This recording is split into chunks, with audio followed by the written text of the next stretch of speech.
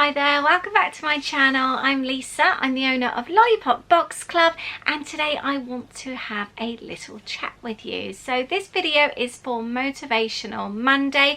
I like to try and have a video at the start of the week just to give you some kind of inspirational content and maybe something to motivate you for the week. Today I'm doing a Q&A. I actually asked within our Lollipop Chat Group over on Facebook if anyone had any questions. I had quite a lot of questions, some more business related to others, so because there are so many, rather than give you like an hour-long video, I'm going to split them up. So today is going to be business Q&A, and then next week will be more of like a personal Q&A. So I hope that's all right with you, and I'm going to start these questions right away, and I hope that maybe some of the answers will inspire and motivate you. Thank you, by the way, if you watch my channel. I really appreciate it. If you are new, please do consider subscribing. It's completely free to subscribe. It just lets you know when I upload my videos. So I'm going to start straight on with question number one. How do I film my YouTube videos? Like the creative ones, when they're from above, below. I did actually show this. I did a video the other day. It was a behind the scenes studio vlog, and I will link that up below. I'm actually using the tripod that I film on at the moment, so it's not something that I can show you, but I basically balance my tripod on a windowsill, so I've got the natural light behind, and then it hangs over the desk. To keep it from falling over, I balance it with microwavable fluffy hotties. That's what I do. So not technical at all. I've tried, like I've got some shelves above, and I've tried, you can get like these holders that hold your camera, because I just, for those creative type of videos, I just use my iPhone. And I've had like clips that hold over, and they just wobble the slightest, like because you're creating, obviously, the slightest movement on the table and it moves, and it just didn't work well for me. I've been doing this now since I've started YouTube, so it's about 3 years, and it works really well. And with the whole rotation thing, I know I think it was Sarah that asked me, she mentioned about she saw the other video and she tried to do it in the camera had rotated.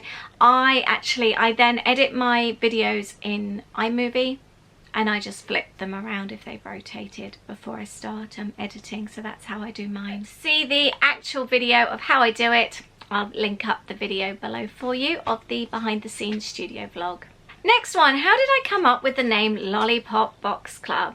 It was just an idea. It's not really something that I had an idea about first. So somebody also asked, I'm just having a look through, the kind of questions kind of go together. What or who encouraged me to do Lollipop Box Club? So the story behind it, I already had a creative business, and I'd had several creative businesses over the years, and I currently had a wedding stationery business. I had that for about 12-13 years, and I had lots of other various side hustles going on, making money from creative businesses elsewhere as well. But the wedding stationery was my big business. At one point I had like 8 people working for me. It was really busy, and I got really bored of it. I think the industry was changing as well. Obviously social media had come in. It was 2003 when I started. There wasn't social media, it was completely different. But I really got fed up with dealing with brides, all the stress. I've actually got law books on my shelf by my desk, because of various threats that you have, and I'd have to deal with trading standards quite often. People are nasty, really nasty. I don't deal well with nasty, and I just got fed up with it. It's a covering your back exercise all the time, and you just don't know how people are going to be. Last minute changes. It could be that the bride has a falling out with her bridesmaids or family, and suddenly a week before the wedding everything has to change. When you're making table plans and favors, it's messy. It's really messy, and you'd be surprised how often these kind of things happen as well. And I got fed up with it, really fed up with it, and it was really stressful. Scrapbooking and planning, creative planning, was my hobby already, and like I said, I was making money out of my creative kind of like hobby already, doing various different things, and I just wanted to create full-time. And now with Lollipop Box Club, I create full-time, and I have such nice dealings with lovely people all the time. I get stressed with work still because I work long hours, and I think it's because I want to give my community a lot. I don't just want to give them a box, I want to give them everything else to go with it the whole month long, whether that be lots of examples of how to use the boxes, I want videos, I want blog posts, I want tutorials, and the community itself, that takes up a lot of my time within the chat group. I love it though, I love it so much. So the stress I have is actually stress that I cause myself because I'm doing so much, but I love it at the same time, if that makes sense. And like I said, I deal with nice people all the time. I've had one complaint, I think, since I've had the business, which is just over 4 years, and that was a misunderstanding. Somebody from the States had ordered 2 kits, and one was a kit that I already had, the other was a subscription that wasn't ready to go out, so I just sent the first kit. She received 1 kit and she complained because the money she had paid, she didn't feel she had a lot for her money, but actually the second kit was due to arrive the week after, and touch wood, that's the only complaint I've had, I think. I've been so lucky, and everyone that I deal with is lovely, and that makes me happy because, like I said, I don't do well with complaints and nasty people and things like that. I take it really personally and it really upsets me. So I just want to be around nice people and make people happy, and I feel that's what Lollipop Box Club is all about, and it makes me happy every single day. It really does. I don't know where the name came from, by the way. It was just a name. We were in bed. I had this idea for the business, and we were in bed chatting about it one Sunday evening, and I wanted something that people would remember. My wedding business was called Funky Fairies. People always remembered me when I called up the post office, the courier, suppliers. Everyone remembered Funky Fairies, and people always ask me about it now because it's still, my personal email address is still lisa@funkyfairies. And I still get asked about it now, and I hate having to keep saying, oh, it's my old business. And I wanted Lollipop Box Club as well, just to be something that people would remember. And I like the idea of having a treat in the box each month. And then I got my tagline, making life a little sweeter. I just think it's really cute. And I think, and for me, that's what Lollipop Box Club is all about. It's not just the box, it's making life a little sweeter on so many different levels, whether that be organising yourself, making a really quick recipe, doing a DIY, going into Poundland and finding bargains. That to me is what Lollipop Box Club is all about. It's everything that I love and do. That was a long answer, wasn't it? So early startup, how did I do it? Well, because I already had a business running, that made life a lot easier. I let the two overlap. So I continued with the wedding business for a couple of years until I felt Lollipop Box Club was really ready to go off alone, and obviously I was already earning a full-time income out of the wedding business. I needed to know that Lollipop Box Club was going to continue that, and I didn't just want to rush into things. And I got the website set up. It all happened quite quickly, really, within a couple of months. I had my Royal Mail account already going. Suppliers I had already going, so that was really easy. And I had a following already on Instagram and Facebook because of all my scrapbooking, and I was involved in lots of different areas within scrapbooking. I was currently working for Coco Daisy at the time. I worked for Coco Daisy for about 8 years, I think. And I designed for Fancy Pants, I designed for Simple Stories.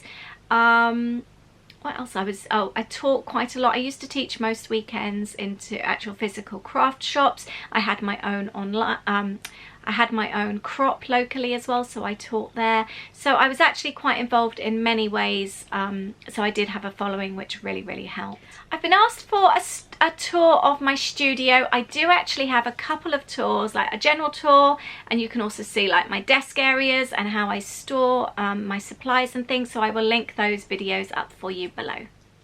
Have I always worked in this industry? I think that kind of, what I said previously kind of covers that.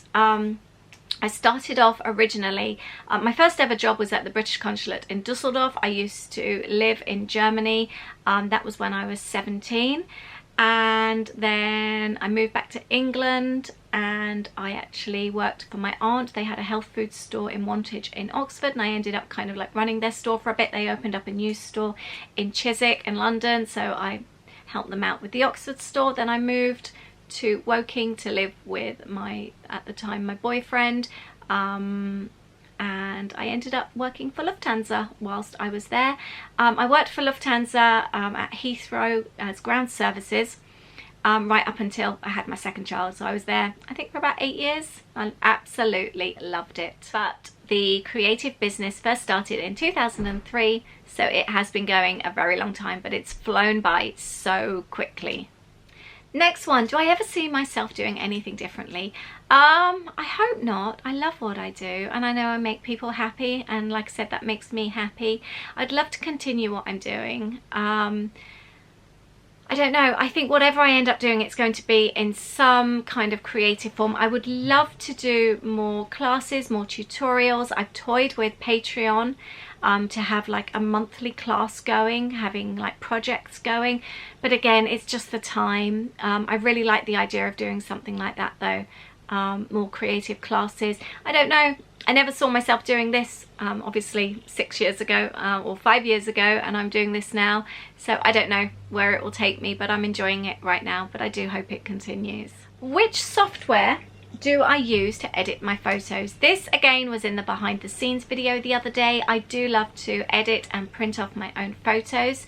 I do them all on my PC and my Epson printer, although I do have a Sprocket printer as well, which I will also link up for you. But if you take a look at that behind the scenes studio vlog, you will also see me editing and printing my photos. What keeps me going through kit packing? That's a really good question. It has actually been easier the last couple of months. I don't know why.